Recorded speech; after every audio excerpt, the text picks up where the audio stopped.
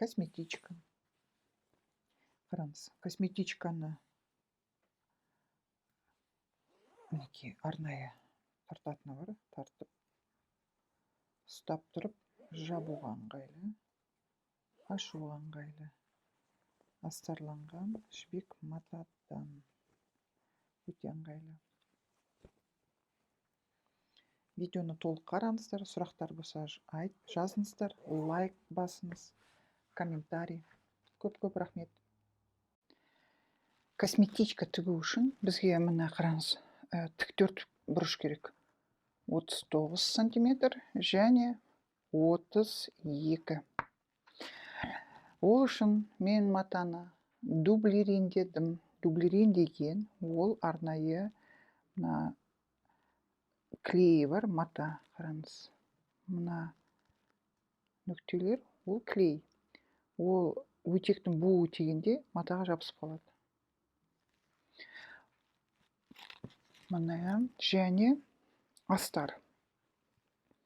Астарға мына астарлық мата осымен бірдей размер. 39-да 32.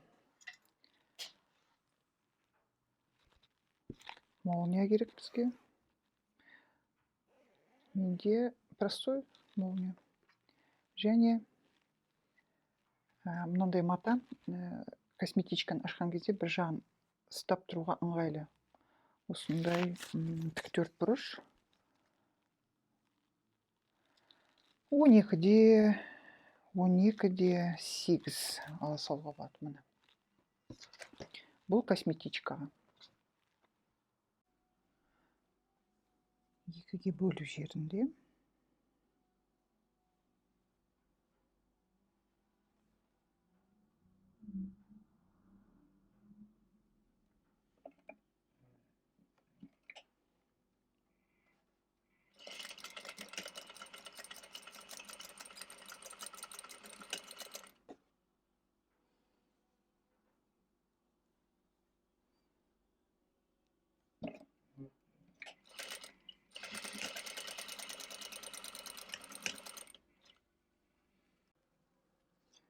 тігісті ашып өтектеп жібердім.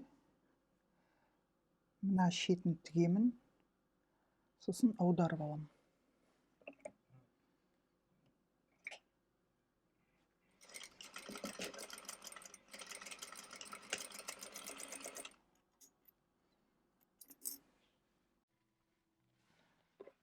Мына аудардым, өтектеп алып қойдым. Енді мына тіктөрт бұрышты матаның 32 сантиметр жағының қараңыз, бетпен бетін кездестіртіп, мына замоктың да қараңызшы, бет жағы тұр. Бет жағын ашамын осылай. Машинаның лапкасын ауыстырдым. Мына мол замоктардың лапкасіне мына бет жағын аудардым. Бетпен бет кездестіртіп.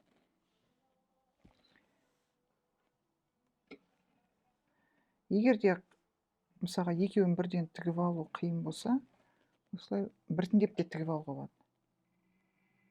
Қазір түсіндірем. Міне. Көрдіңіз, енді лапка ыңғайлы. Ал егерде қазір алып тастайын. Я болмаса бұратала екі матаны қосып осылай тігіп алуға болады. Жіпті лапканың астына қоямыз. Лапка. Закрепка дейді. Закрепкасын алға артқа қарай. Енді тігеміз.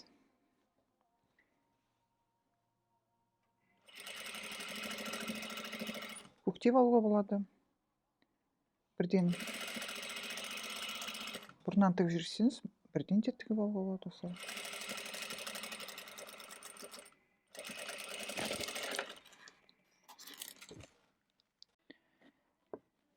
Енді ашып, егерде замокты қадасақ,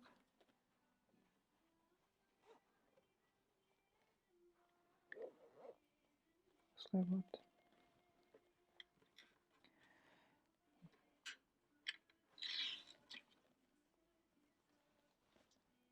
Енді үстінен тігіп жібереміз осылай. Астарын қараңыз. Матасы бері қарай шығып кетпесін. Бұл не үшін керек? Замокты ашып жапқанда мата мына замоктың тістеріне кіріп кетпес үшін. Осылай тігіп аламыз. Мына осылай тігіп алдық. Енді мына жерде бормен осылай белгілеп қояйық. Не үшін? Қараңыз. Енді менде мына екінші жағы бар ғой. Мына екінші жағын осылай аударамын. Аударардан бұрын замокты ашамын. Мына аштым да. Мінекей мына жағын, бормен белгіленген жағын бері қарай осылай алып келем. Екеуін қосып тігіп алам. Түсіндік қой? Бөлек тігіп алуға болады. Осылай бірінші өзіңізге ыңғайлы болсын десеңіз, көктеп отырғыңыз келмесе,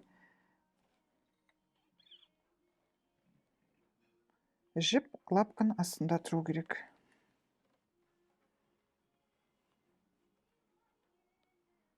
Мінекей осылай қоям.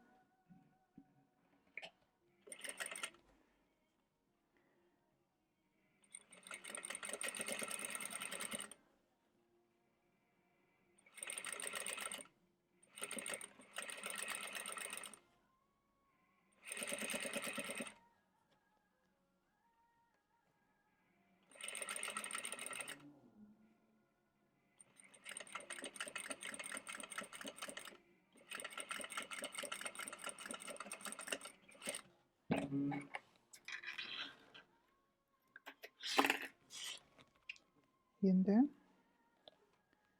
үстіне қоямыз да. Мына жіптер шатаса береді, көрдіңіз? Жіптерді алып тастау керек астына қарай.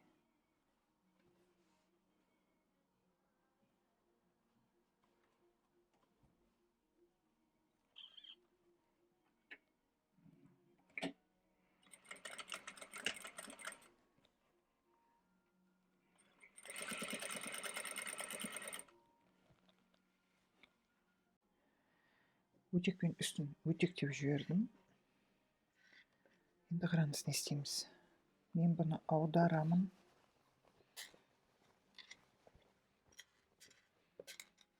Мына аудардым. Мына екі шетін тігіп жүрем. Мына шетін тіккен кезде абай болыңыз. Замоктың сәл өстіп итеріп жіберіп, осыны тігіп жібереміз. Тігерден бұрын мына екеуін, мына екі шетіне қараңыз. Осылай, екі шет емес, мына замоктың, молнияның тұрған орнымен жәймендеп өтіп шығамыз. Осылай.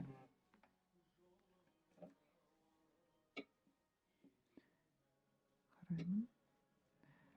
Лапканы ауыстырдым.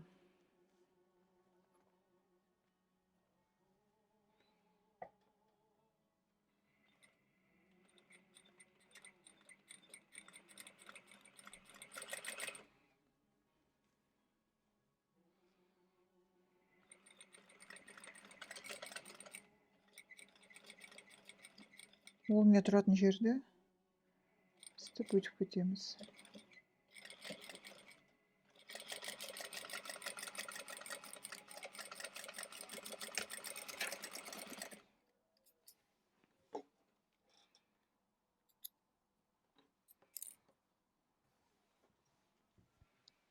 Дәл осылай екінші жағында тігеміз. Міне. Осылай қойып қоямыз.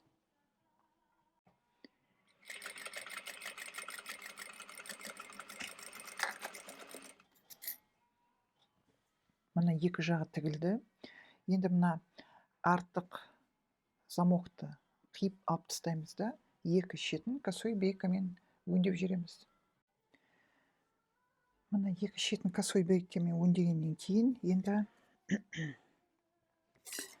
мына 4 бұрышты былай істейміз, қараңыз. Мына осылай дайындап қойдым да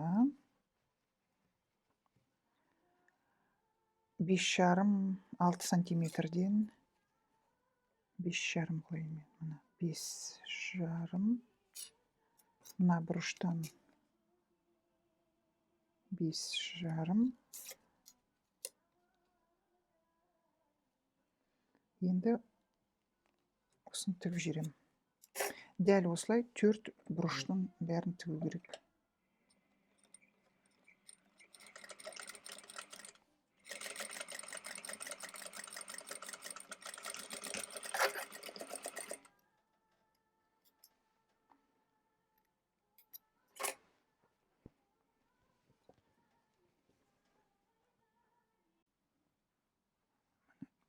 Мына 4 бұрышы тігілді.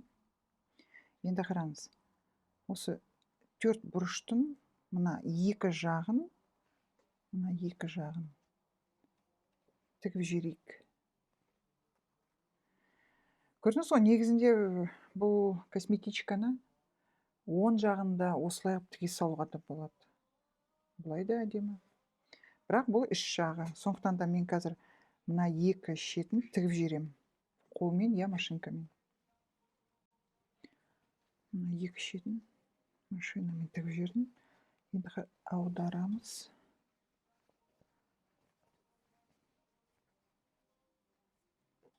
Мынау тартуға ыңғайлы, мына жағы ашуға ыңғайлы. Осындай косметичка шыға келді.